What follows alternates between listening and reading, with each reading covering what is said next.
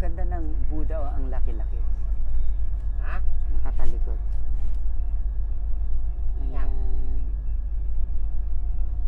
Anong lugar na kaya ito, Mi? Ito nga. Ayan na siya, oh, yung Buddha, oh.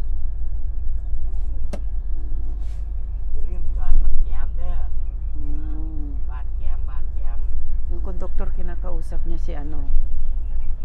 Yung konduktor. Oh, kinakausap niya yung driver sa silong namin. Nasa pangalawang palapag kasi kami ng bus. Oo. Sinabi niya nasa Ubon kami bababa.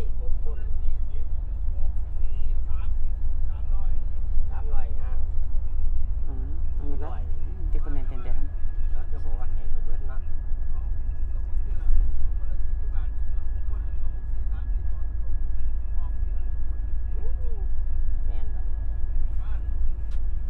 Ayun.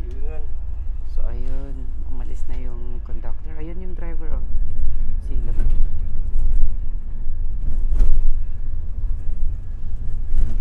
Feeling ko malapit na talaga tayo. Kaya kunting tiis na lang, Mia. Sige nga, smile nga. Pakita nyo nga na smile pa rin kayo sa kabila ng lahat. That's my mom. Ayan, pagod na sila. Pero ngumingiti pa rin sila at lumalaban. That's my mother. That's my mom. So, ano yung masasabi niyo dito, May, sa nadadaanan ninyo? Mukha siyang Pangasinan, ano?